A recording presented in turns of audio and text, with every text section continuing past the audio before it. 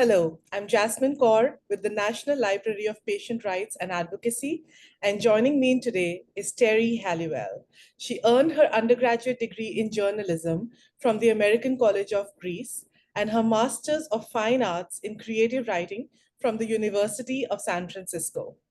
Teri is an inventive storyteller with a passion for moving audiences to action through her writing.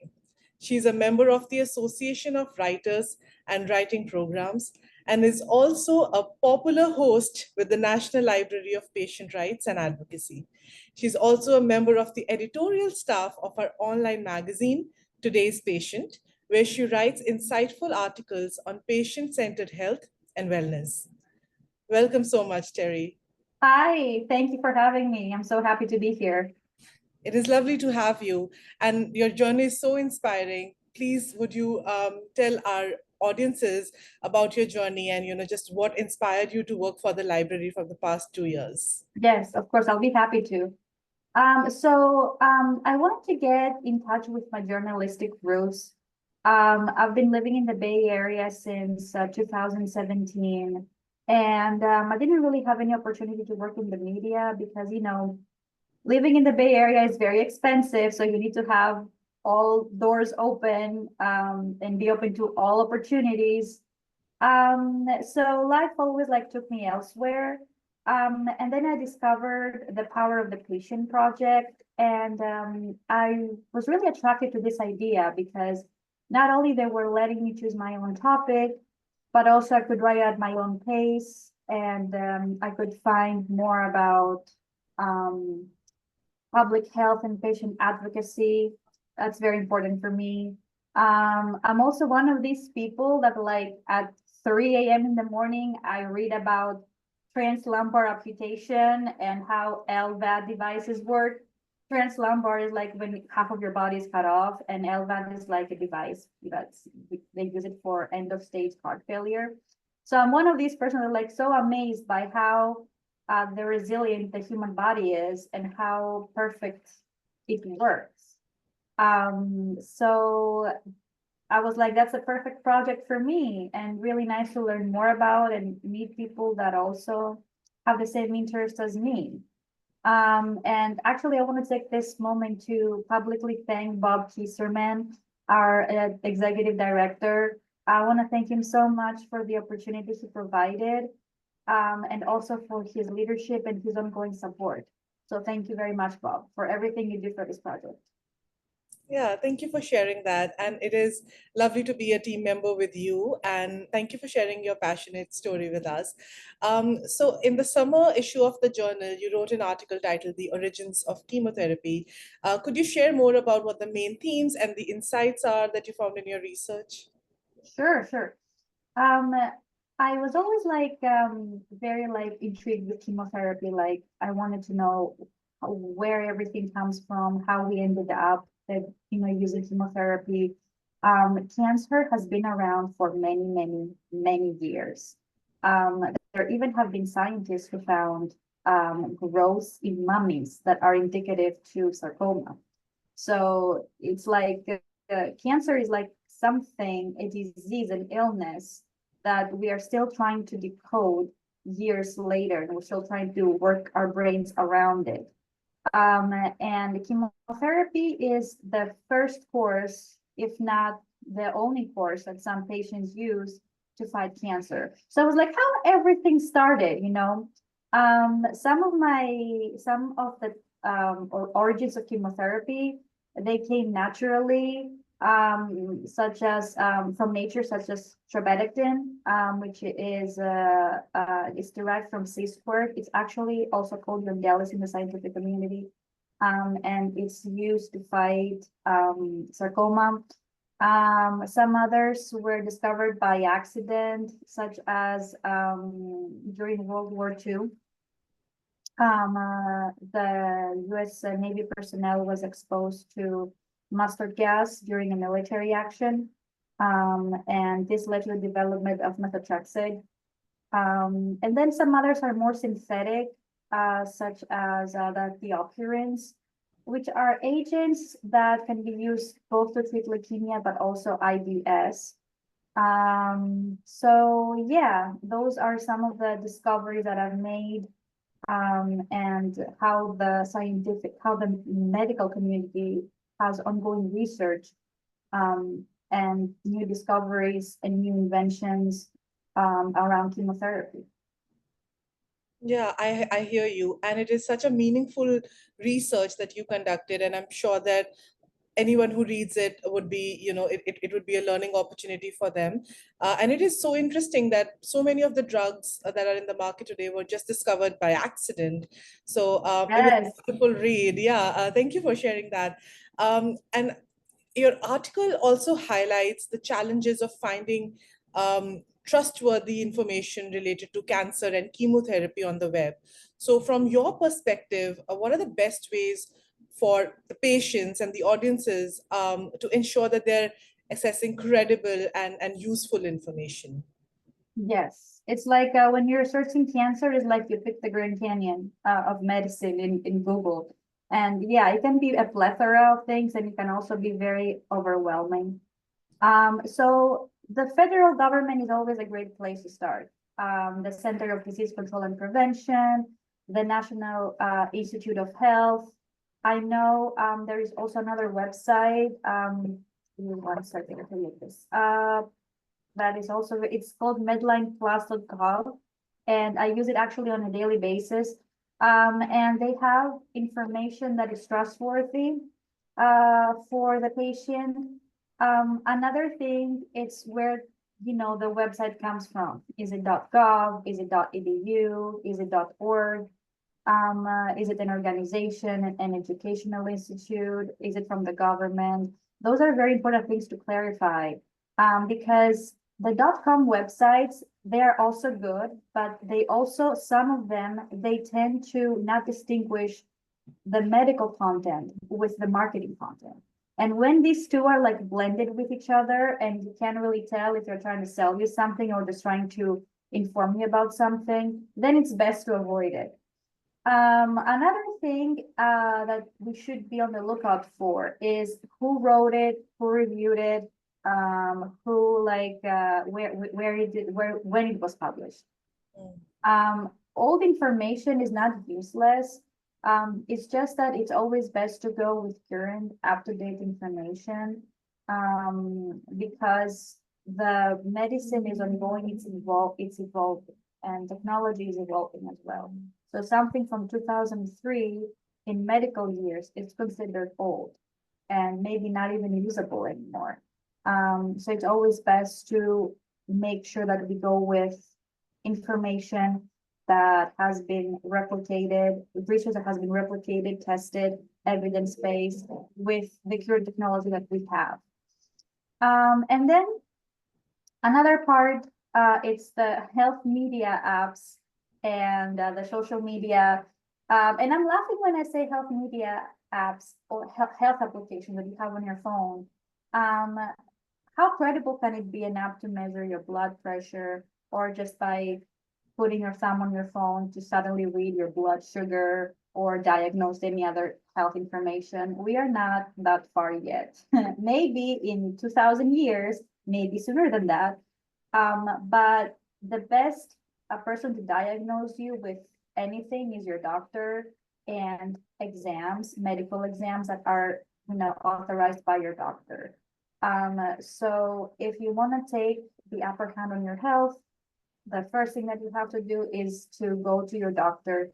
I know that, many of the audience that might be watching this is like, yeah, but I've been to the doctor, they may be dismissing, my concerns. I don't feel confident, or, I don't have insurance, which is a big thing in the States. Um, I understand. However, it's best for you to try practitioners that have studied medicine, because the internet can be a very chaotic place. And you always need someone to guide you through this information. And a disease, sometimes a doctor can also be a detective. The disease is not very easy to diagnose. Um, you can just look at the blood work and say, yeah, this person has cancer. It's something that you have to untie the thread And it's an ongoing investigation because our body changes, the disease changes.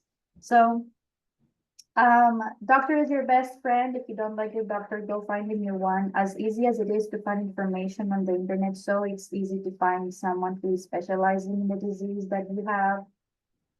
You can also look up their credentials. Google is an amazing place. I think it can be a scary place, but it can also be an amazing place to double check information, double check the reviews. There are many medical sites right now that will also have reviews of the doctor. You can double check the research, where they were specialized, their organizations they're part of, so many things. So instead of trying to connect the dots on your disease, it's best to connect the dots in finding the right doctor for you. And this doctor can also help you find the right treatment as well. Yeah. I really appreciate you sharing all of those important resources and information, and echoing the need to, trust your physician, and that's the most trusted information that you're gonna get. And also echoing that it's not the amount of information that you get, but it is also the right information that leads you to the right path. So I appreciate that, that insight that you've shared. And to the right person, the right To the doctor. right person, yes, absolutely. So how have your experiences and research at the library influenced your own perspectives on the future of patient care and healthcare in general? Oh my goodness. Okay, so have you ever seen the movie Elysium with Matt Damon and Jodie Foster? It's a 2013 movie. Have I you have not, but that sounds interesting. Okay, great. So homework for anyone listening, go see the movie Elysium. And it's a dystopian movie, but honestly, with the research that I have done so far and the people that I have talked to and everything, I don't want to be pessimistic, but I kind of feel like the health is going to be a privilege of the few in the future. And that is because the health insurance is something, it's a big problem that needs to be solved in the States. Many people don't have health insurance because they can't afford it. They can't find the right treatment because they can't afford it. So it feels like it's going to where the people who have the financial resources, they will be able to attend to their health, whereas some other people are just gonna fall into the hole, and they don't even have any other choice. So speaking from a socioeconomic perspective, I would say that health, it's getting to where it's going to be a privilege of the few. Um, uh, Rich people are going to have access to, treatments or researches or tests even. I'm sorry, that's just how I see it. Whereas other people that they don't have, the means to it, they will be falling behind. Though they may be even too late when they get there. But from the perspective of technology and medicine, even now with the incorporation of AI more and more into our lives, we can also have a positive light because it's getting to this path where we will be able to diagnose diseases easier, faster, and with a very great detail. And that is because the AI is coming into place. So yeah, I do believe that we will have new things coming in the future. Things that we couldn't even believe that they could exist in 10 or 20 years time. I'm not sure if there's going to be a cure for cancer. And the reason is that my perspective, because cancer, like I said before, it has been here for many, many years. And as we evolve and as we grow, so does cancer with us. So I'm not sure if it's the same cancer that they found in mums as sarcoma now that they find in people now. If there is an alteration with the DNA, if it's something else, it's something that it, as we grow older, it tends to be harder to decode. Like you find something, but then it's something else. It's hard for me to explain it even because of the complexity of the disease. I'm really hoping though for the best. I do believe that again, medicine and technology together, we will be able to find faster, easy treatment. easy diagnosis, hopefully, and prolonging life, which is actually the end game, I think, of medicine, treating diseases, and living a healthy life, prolonging your life when it comes to something that it's, almost irreversible. Yeah, it is interesting that with the new era of AI and just all the technology Right. evolving, there's so many different avenues that are there to still research on. But it also brings us to the notice that there are so many challenges that are awaiting us in the future. So really appreciate your insights and your thoughts on that. It's really thought provoking. And finally, just looking ahead, what are your own personal goals in healthcare research or in the field of patient advocacy?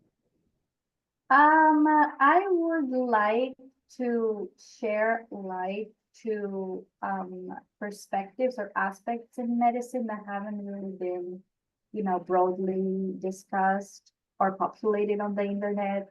I was talking with my best friend who's actually a cancer survivor yesterday, and I was telling her, about the article, the origins of chemotherapy, and what are her thoughts. And she told me that one thing that she hasn't really seen people talk about on the internet is PTSD from chemotherapy. So she can't eat a banana right now because she remembers when she was under chemotherapy, that she was eating a banana and she couldn't keep it down, so she was kept throwing up. She still remembers the smell of the drugs that they were going inside of her, like it smelled like burns, she said.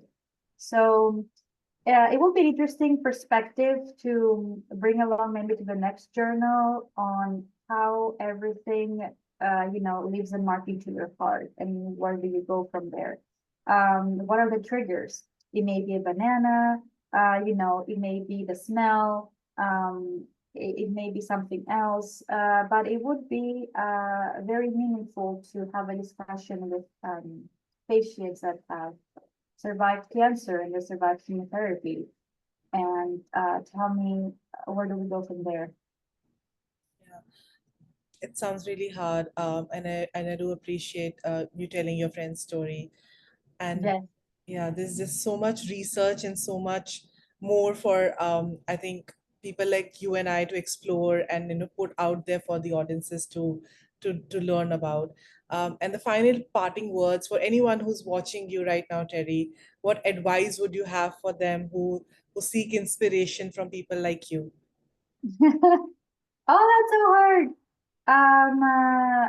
I would say to the patients out there, if they're battling a disease, you got this. Um, it's very hard. I understand. I understand the pain. I understand how hard it is to go through an unsure future that we don't know if we're gonna be dead or alive. It's everything is part of life, and we have a beginning, we have a middle, and we have an end. I would say keep your faith, keep your hands strong, keep your body strong. Listen to your doctors, listen to the science. There are no miracle cures. I know how when you're in this vulnerable state, I know how much you want to just believe that you're going to eat this pill or you're going to eat this food, and it will make you good again. It will make you healthy again. And I know what it is like to look back and say, okay, so this is the end. So that's it. This is how I go. Um, Keep your spirit strong. Um, and be surrounded by love and comfort. Those who love you, they love you and they want to see you happy. They want to see you not happy, actually content, I would say. I think this is the right word for it. And when it comes to research online, I would say be careful what you read and always take it with a grain of salt. Um, it's it's not just one article. There can be many articles around one thing. Um, it's how you look things at a holistic. approach. You need to have a holistic approach when you look at things, when you look at your health. Um, and this is where the journey is taking you right now. So persevere. Persevere, I would say persevere. That is some wonderful advice. Thank you so much, Terry, for your time. And As we well. appreciate all the work that you've put in and the research that you're bringing out through the library. Thank you so much for having me, and I hope to continue bring about these, approaches, these aspects in the future to come. Thank you so much. Thank you.